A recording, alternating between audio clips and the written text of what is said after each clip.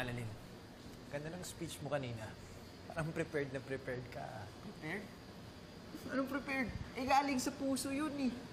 Alam mo, Dok, paborito ka talaga ng mga inmates dito. Siguro pag nakulong ka, ikaw siguro yung mayora. Ba't naman makukulong si Doc Annalyn? Kaya nga. Ninakaw niya yung puso ko eh. Alex, sasabi mo na naman. Ano? Biro lang.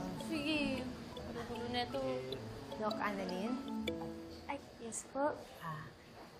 gusto ko sanang magpasalamat sa pagpunta mo dito. Nagkaroon kami ng medical mission dito. Maraming salamat. Walang anuman po. Ang bata mo pa pala, no? Kasing edad mo siguro yung anak ko. Kasing ganda mo rin. Salamat po. Sorry. Madam Lotus. That's what they call me here. Madam Lotus? Astig! Siguro kayo po yung mayora dito. Parang gano'n na nga. Ang ganda naman po ng pangalan niyo. Bakit naman po Madam Lotus yung tawag po nila sa inyo? Kasi doon ko tinapon yung... It's not a nice story. Baka mag-iba ang tingin niyo sa akin.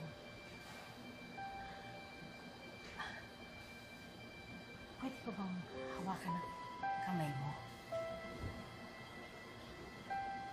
Miss ko na kasing anak ko. Hindi pa niya ako dinadalaw dito mula nung nakulong ako. Siguro nakalimutan na niya ako. O dahil siguro galit siya sa akin dahil masamang tao ang nanay niya. Huwag niyo pong sabihin yan. Hindi naman po porket may nagawa po kayong krimen, masamang ina na po kayo. Yan ay kung ina pa rin ang turing niya sa akin. Pagkatapos kung mapatay yung tatay niya.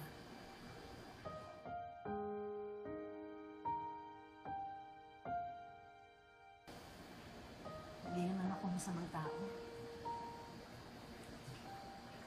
Sadya lang sigurong may mga taong nagpapalabas ng demonyo sa katawan mo. There are just some people who bring out the worst in you. Parang yung tatay ng anak.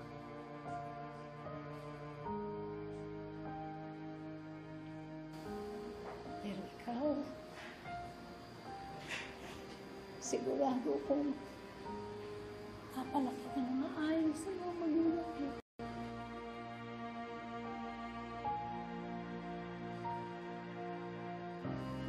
Ingat ka lagi, ha?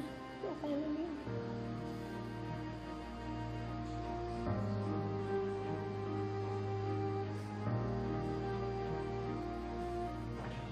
Madam Lotus, sigurado po akong miss na miss ka na rin po ng anak mo.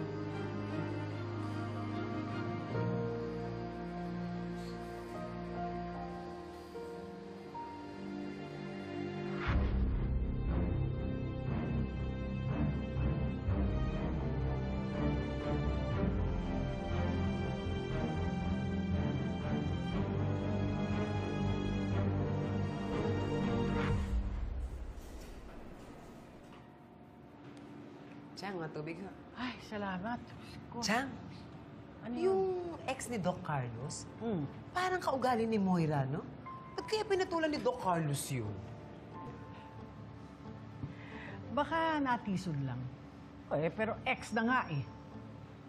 Dahil ang pinakasalan, si Lynette. Ibig sabihin, Chang, bago si Lynette, may ex-jowa si Doc Carlos na parang si Moira. Ew, yuck! Ba yan? Chang. Kumusta mo pakiramdam niyo? Okay na okay na. Bumaba na BP ko. At saka uminom na ako ng gamot. Doc, walang mali siyang tanong lang, ho. Bakit ba nandito pa yung ex-jowa mo? Kasi parang nabanggit ni Lynette na binigyan mo daw yun ng pera para pambayad niya sa utang. Eh, ba't hindi pa rin siya bumabalik sa Amerika? Pinagsabihan ko na nga si Erin eh. Huwag siyang babalik dito sa East Ridge.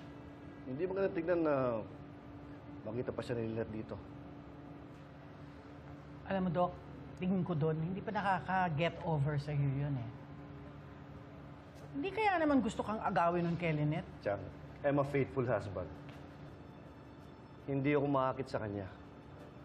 Tsaka, kumpara yun sa kay Lynette. Pero Dok ha, ingat pa rin ha. May mga babae talagang pinaglihisahigan. Makate. Naku, baka bigla ka pang magkaanak sa ibang babae nang hindi mo sinasadya.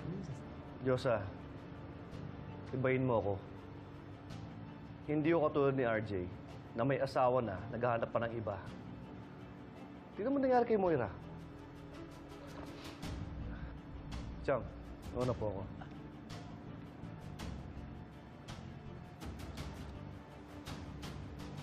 Ikaw talaga.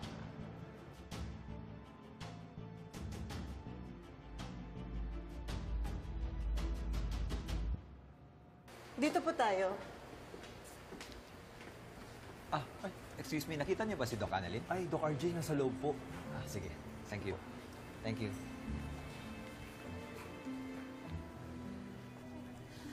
Warden, pwede po bang magbigay mensahe lang ng kahit konti si Miss Moira?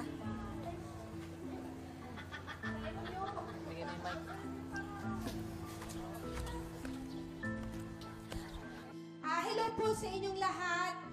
May magbibigay lang po ng mensahe sa aming kasamahan.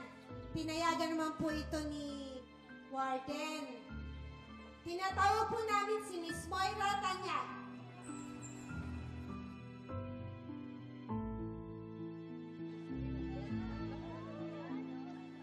Salamat sa magandang introduction, Jingay. Hello! Praise be Jesus, Mary, and Joseph.